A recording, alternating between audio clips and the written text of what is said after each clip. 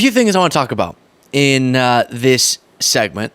The first being a devastating video released by the Anti-Psychopath PAC run by George Conway. And it's someone who alleges that Trump assaulted her. And she talks about this long history of people coming out with allegations against Trump, and then one of them being proven in a court of law, of course, E. Jean Carroll.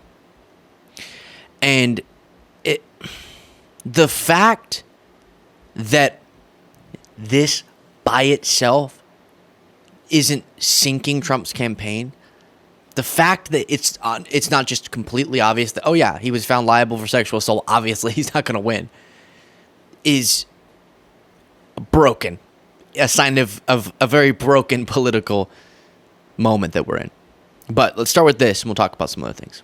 My name is Natasha Stoynoff. In 2005, I went to interview Donald Trump at Mar-a-Lago. At one point, Melania went upstairs to change her clothes for the next photo shoot. And Trump said to me, I want to show you this beautiful painting, this beautiful room. He leads me to this room, pushes me against the wall, and starts kissing me forcefully. I tried to push him. He kept coming back at me. I was in shock and smothered, and he had his hands here against my shoulders. I felt sick inside. I felt horrified. And thank goodness the butler charges into the room. Like many women, I blamed myself.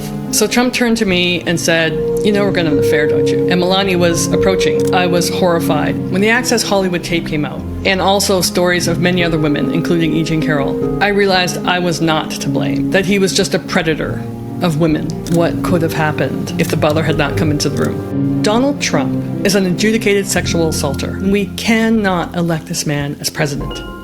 Anti-psychopath. Devastating, of course, both in its story and in the point she's making, which is she realized in observing all the different people who came out, and then E. Jean Carroll with rape allegations against Trump, that this wasn't something she should at all blame herself for, and was actually a part of a pattern with him. And you might remember, what did he say at that press conference as to why he didn't assault a completely separate woman? So many to keep track of in your head. On a plane? Oh, because she wouldn't have been the chosen one, was his wording. He says that E. Jean Carroll's not his type, despite confusing her for his ex-wife in that testimony. He can't even defend himself in a way that doesn't scream of a predator. Who thinks that way? Oh, no. Don't worry. I wouldn't have raped her because she's not hot enough. Who thinks that way? Someone who does not respect women enough to respect consent. Shocking stuff. We'll be right back to the video just really quickly. If you're not already, I would appreciate you clicking that subscribe button. We are really close to 1 million subscribers. You can help us get there. Easy, free way. And then we do have merch at lukebeasleymerch.com with Harris as a promo code. You can get free shipping. Super cool election-themed merch. Check it out. Back to the video. While we're on the subject of ads, here's another ad from the Kamala Harris campaign. Eating the dogs. They're eating the cats. They're eating the pets. This is what's happening in our country. While Trump is focused on that, Kamala Harris is focused on you. It is important that we move forward and address the needs of the American people, address the housing shortage, support our small businesses, address bringing down the price of groceries. And I pledge to you that I will. FFPAC is responsible for the content of this ad. Pretty clear message there. By the way, because that clip was played, we just did a segment. We'll try to remember to release it if you're watching individual segments on YouTube before this one, so you can go watch it. Essentially documenting that a lot of MAGA people have these crazy stories of killing pets, interestingly enough. Whether it be Kevin Roberts allegedly killing a dog with a shovel, Kristi Noem shooting cricket, R.I.P., and RFK Jr.'s adventures with with dead animals.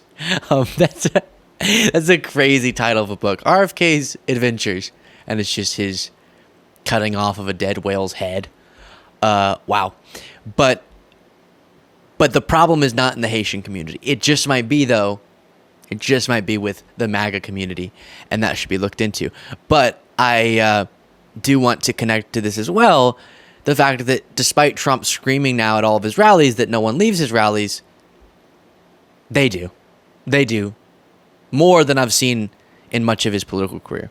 Because of this lunatic and her, she's so much worse. She was a lunatic. And it doesn't become you don't have the television guys all over, but the real military, and it skips forward looking how emptied out certain sections are while he's still going. So despite at the debate saying otherwise, it's true. And it just gets under his skin, which is why we keep bringing it up. The people leave his rallies. Another thing that's really harmful for the Trump campaign is the fact that a lot of Republican or right-wing scandals are happening right before the election. Mark Robinson being one very prominently. And Trey Crowder, who describes himself as the liberal redneck, he broke down very succinctly and hilariously the last few MAGA scandals that are adding to a vibe of chaos in MAGA that's not helpful to the Trump campaign.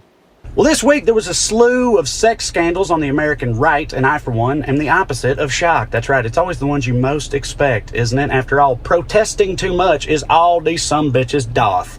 Okay, it's September, pre-election, 'tis the season for another self-inflicted Republican shame parade. Yeah. Teacher says that every time a public font of repressive rage gets caught doing some truck stop bathroom stuff, a demon gets its wiener ring. That's right. Okay, let's go down the list real quick. Matt Gaetz was accused of having brought a teenager to a sex party, which is the Republican congressman equivalent of a black dude bringing hot sauce to a white potluck. Like, it's way too important for him to leave it up to chance. Okay. Also, a right-wing anti-LGBT school choice evangelist was outed as being a former gay porn star, which sounds like a Mad Lib, but is actually the reality we are all doomed to share.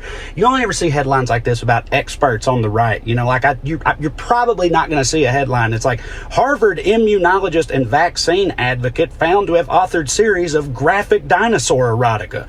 Probably. And even if you did, that's fine. Dinosaur sex ain't got nothing to do with vaccines anyway. But, you know, but at this point, when a pro-gay hater is outed as being a secret gay, it's as American as apple pie. All right. And then finally, we got the big one.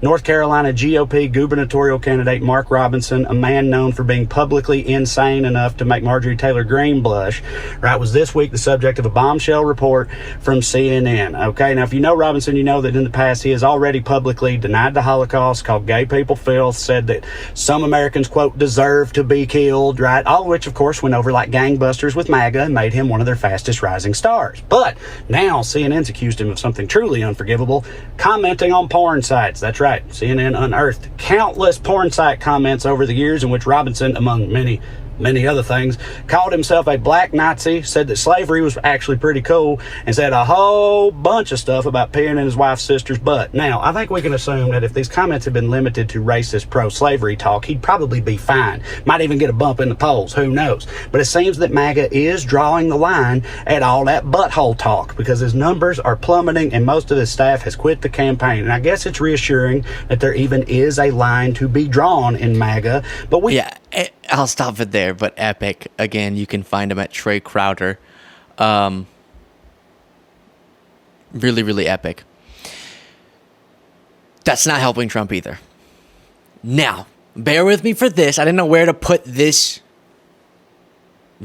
clip and inevitable rant about it. So we're going to put it here, but I think it's worthwhile. Even if you're thinking, we're not even on the subject that we started on. Stop it. We're going to go here and you're going to never mind. And this is John Fetterman on Meet the Press. And Kristen Welker asks about Kamala's stance on fracking.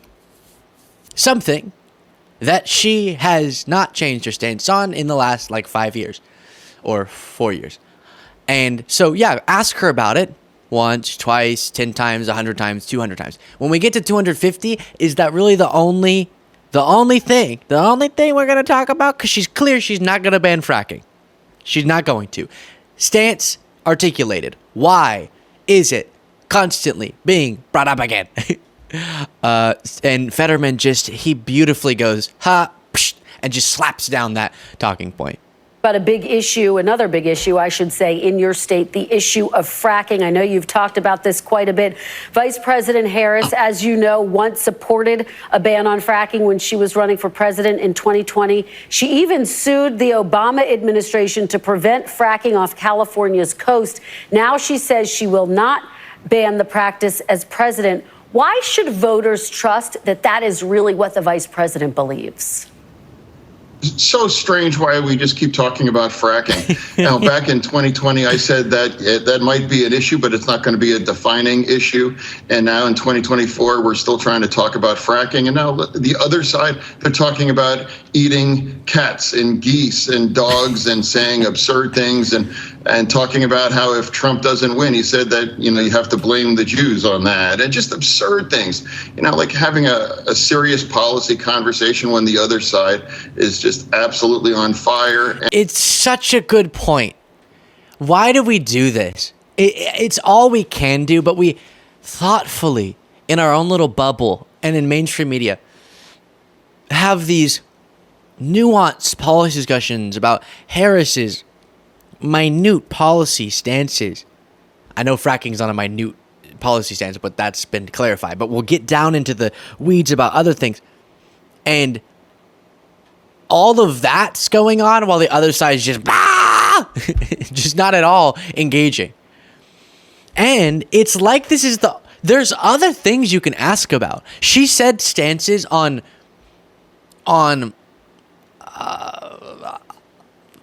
things, okay? I'm blanking on them now, but on certain things that I've heard, I'm like, oh, during her 2020 run, that's not going to appeal to moderate voters. That's politically problematic.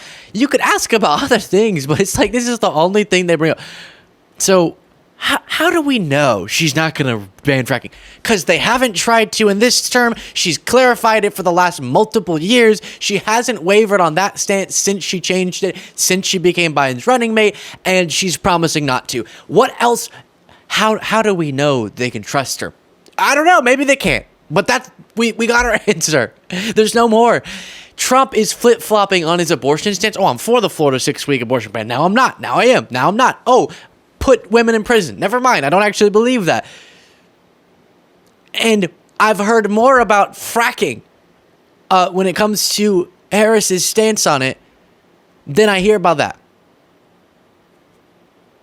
She clarified. People change their stance, but they'll ask about it like it's indicative of, like, Trump. How can we trust him to respect democracy, even if he says he's going to, given he tried to stay in office unlawfully last time after he lost to Joe Biden?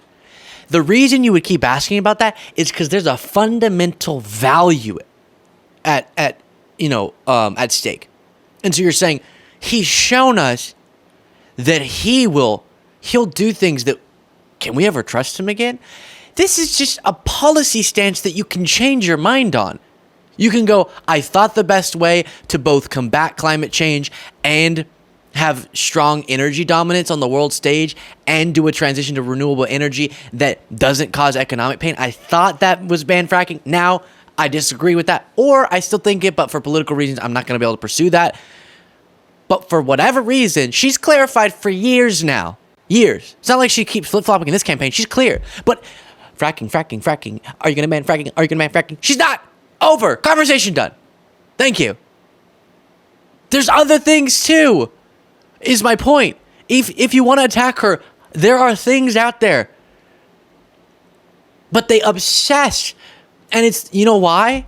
It's the Trump does 10 crazy things in a day. He gets 10 stories about it.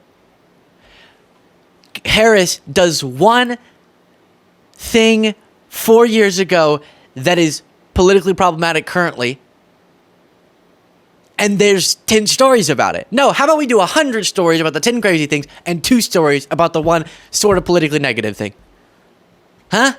We don't have to do this ridiculous manufactured neutrality.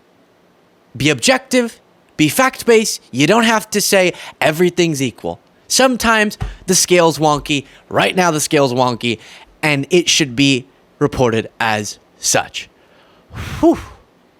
Let me know what you thought of that in the comments.